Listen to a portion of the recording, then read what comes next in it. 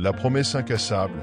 Le début de la recherche, Sarah se souvenait du jour où sa mère l'avait laissée chez sa grand-mère, en lui promettant qu'elle reviendrait bientôt.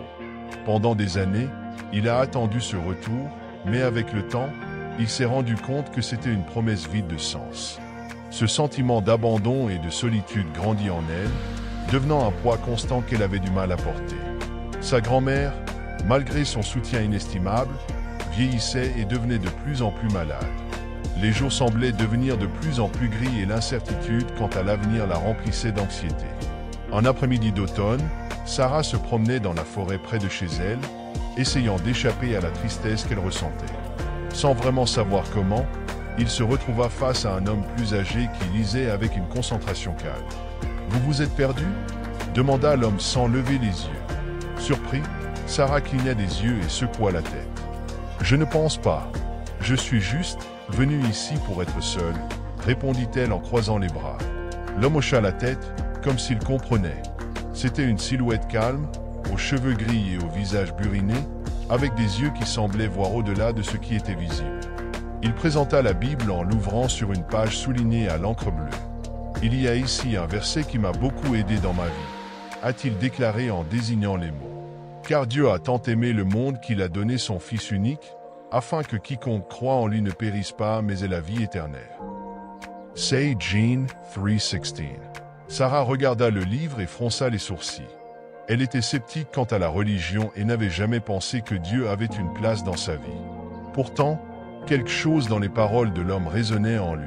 « Et à quoi ça me sert ?» demandait. « Si Dieu m'aimait, je ne serais pas seul.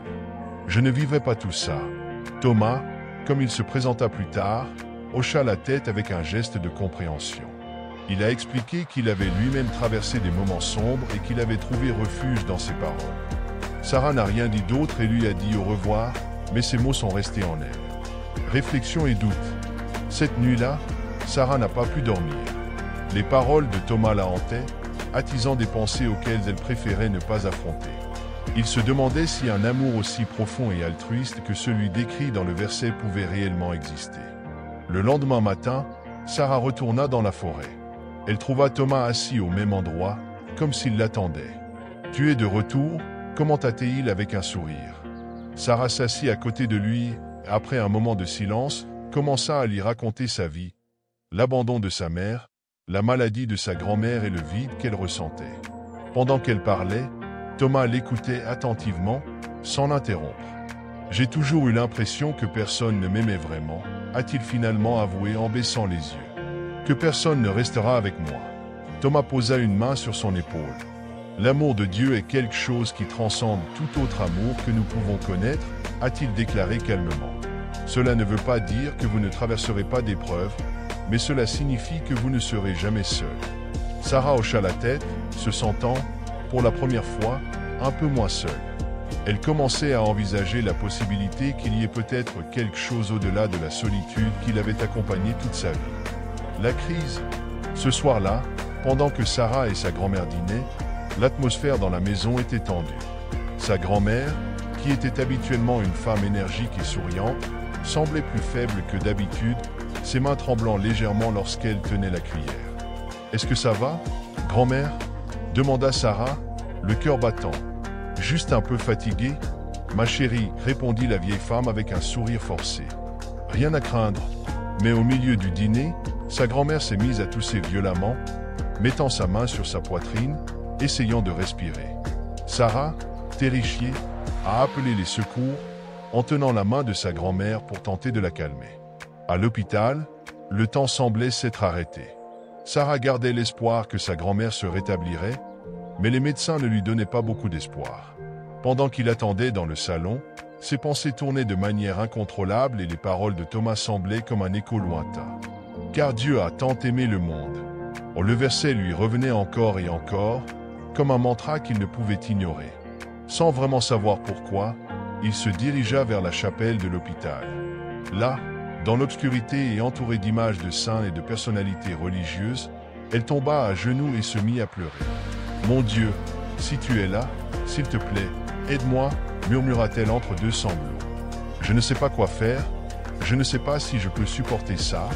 Si tu m'aimes vraiment, si tu aimes vraiment ma grand-mère, fais-moi un signe, s'il te plaît. » C'était la première fois de sa vie qu'il parlait à Dieu de cette façon, s'ouvrant avec une vulnérabilité qu'il n'avait jamais montrée auparavant. Au bout d'un moment, elle ressentit un étrange calme, comme si une cape invisible l'enveloppait. C'était un sentiment subtil mais réconfortant, et d'une manière ou d'une autre, il savait que tout irait bien, quoi qu'il arrive. Le lendemain matin, le médecin l'informa que sa grand-mère présentait une légère amélioration. Il n'était pas encore tiré d'affaire, mais la situation était bien plus optimiste que prévu. « Ce doit être un miracle, » dit le médecin en souriant. Sarah, le cœur battant, s'accrochait à cette idée, convaincue que ses prières avaient été entendues. Lorsqu'elle revint dans la forêt et raconta à Thomas ce qui s'était passé, le vieil homme la regarda avec une expression entendue. « Dieu écoute toujours. Sarah, même quand nous ne comprenons pas comment il réagit, » dit-il en posant une main sur son épaule. Parfois, les réponses ne sont pas celles auxquelles nous nous attendons, mais cela ne veut pas dire qu'elles ne sont pas là. Un nouveau départ. Au fil du temps, Sarah s'est remise émotionnellement de la crise qu'elle avait vécue. Sa grand-mère était faible, mais stable, ce qui a donné à Sarah l'occasion d'envisager l'avenir avec plus d'optimisme. Inspirée par le réconfort qu'elle avait trouvé, elle décida de commencer à lire la Bible que Thomas lui avait prêtée. Même si les mots étaient déroutants au début, elle a vite commencé à voir un motif d'amour et d'espoir dans chaque histoire. Déterminée à partager ce qu'elle avait appris, elle a contacté une jeune mère de la communauté, Carla, qui avait récemment perdu son mari et avait du mal à s'occuper de ses deux jeunes enfants. Carla était une femme réservée et parlait rarement de ses sentiments, mais Sarah n'a pas abandonné. Il a commencé à lui rendre visite régulièrement, lui offrant son aide, petit à petit, gagnant sa confiance. Un après-midi, alors qu'elle aidait Carla à nettoyer les dégâts laissés par ses enfants dans la maison, Sarah lui a parlé du réconfort qu'elle avait trouvé dans la foi. « Au début, je ne pensais pas non plus que Dieu pouvait m'entendre, » a admis Sarah. « Mais quand j'en avais besoin, j'avais l'impression qu'il était là, d'une manière ou d'une autre. Et pas seulement cela, j'ai ressenti une paix que je ne peux pas expliquer. Si jamais vous êtes curieux, je peux vous montrer les versets qui m'ont aidé. » Carla, surprise par la sincérité de Sarah, a accepté son offre. Petit à petit, les visites sont devenues un rituel pour tous deux. Carla a non seulement trouvé du réconfort dans les paroles de Sarah, mais elle a également commencé à lire la Bible par elle-même. En regardant Carla commencer à guérir, Sarah sentit sa propre foi devenir encore plus forte. Elle a réalisé que la paix qu'elle avait trouvée n'était pas seulement pour elle, c'était quelque chose que je devais partager. La promesse incassable. Sarah est rapidement devenue une figure bien connue de sa communauté. Elle a commencé à faire du bénévolat au centre communautaire, aidant les personnes âgées et passant du temps avec les enfants qui avaient besoin de soutien. Il ne parlait pas ouvertement de sa foi à moins que quelqu'un le lui demande, mais sa gentillesse et sa volonté d'aider parlaient d'elle-même. Un jour, Thomas l'a observée alors qu'elle organisait une activité pour un groupe d'enfants. Il la regardait avec fierté et admiration. « Tu as parcouru un long chemin, Sarah ?» lui dit-il plus tard, alors qu'ils retournaient ensemble vers la forêt.